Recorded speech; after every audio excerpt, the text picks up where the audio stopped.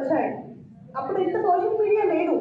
ఇప్పుడు ఒక్క ఫేషియల్ వచ్చింది అంటే ప్రపంచం అంతా మనం తెలిసిపోతాం. సో సోషల్ మీడియా అనేది చాలా ఫాస్ట్గా ఉంది, బ్యూటీ ఫీల్డ్ కూడా బాగుంది. కాబట్టి నెక్స్ట్ అంతా ఏంటంటే సంపాదన ఇంకేమీ లేదు ఇంకా. అవునా మేడం? మీరు చాలా స్ట్రాంగ్గా, చాలా స్పెషల్గా, ఒక లెజెండ్ లాగా ఉన్నారు. ఒక్కసారి మీ వర్డ్స్ అందరికి వినాలని ఉంది. ధనలక్ష్మి, నేను 23 years అవుతుంది ఇంట్లోకి వచ్చి. నా హస్బెండ్ చనిపోయి 15 years అవుతుంది. కానీ నేను ఈ ఫీల్డ్ ఉండి నా పిల్లలు ముగ్గురు చదివించుకున్నాను. మా పిల్లలు ఇద్దరు ఆర్కిటెక్చర్, ఒక బాబు హోటల్ మేనేజ్మెంట్, ఫారెన్ వెళ్ళిపోయాడు వాడు. ఇద్దరు పాపలు ఆర్కిటెక్చర్ లోన్గా ఆఫీస్ పెట్టుకొని హైటెక్ సిటీలో ఉంటున్నారు.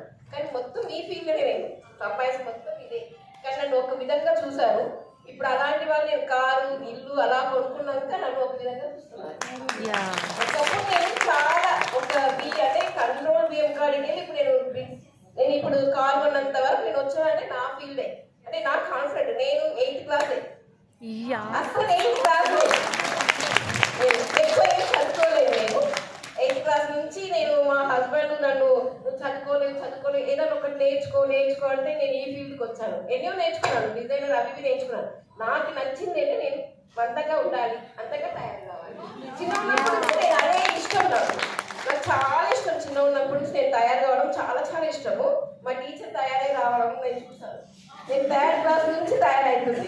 అప్పుడే మా మమ్మీ ఆటో ఇస్తే కూడా నేను అలా ఐబ్రో పెంచు కొట్టుకునేదాన్ని. అలాంటి దాని నుంచి నేను అసలు మా హస్బెండే. బట్ మా హస్బెండ్ చనిపోయాక నాకు ఎవరు తోడు లేరు.